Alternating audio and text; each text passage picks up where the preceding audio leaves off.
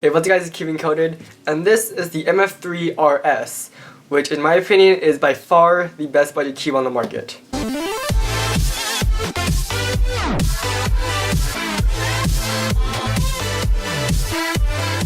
So first off, this cube is $5 from SpeakyShop.com, but it performs like 3 times its price. So let's get started. So the first thing I noticed was that unlike other budget cubes like the Guanlong or the Cheese Sail, this cube actually had pretty heavy turning, so it didn't feel cheap and actually reminded me of the Tinglong. But despite its price, this cube performs better than the Tinglong. So let's start off with the feel. So this cube is very buttery smooth and crunchy, and it feels really nice. And once again, it doesn't feel cheap and reminds me of the Tinglong. It was extremely fast, and when I turned it, it had no resistance whatsoever. And that is a really good thing for me in particular, because I can't stand cubes that have any type of resistance. For example, the Meiying, there was some resistance in turning, so I can't stand that cube.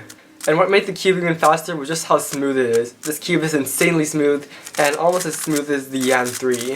But despite it being so fast and smooth, it's actually pretty controllable. Now, I say pretty because it's not the most controllable, and at times I could lose control, but most of the time I am in full control of the cube, and it's really good.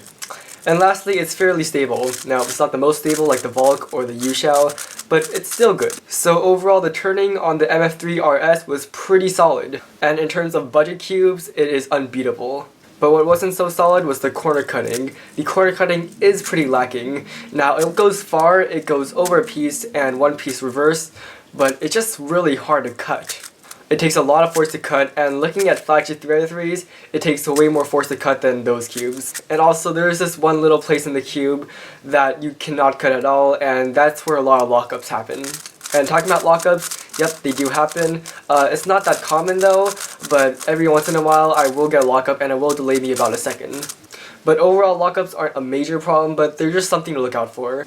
But what isn't something to look out for is corner twists and popping. They are luckily non-existent on this cube, which is actually really good because budget cubes tend to have a bit of a problem with this category.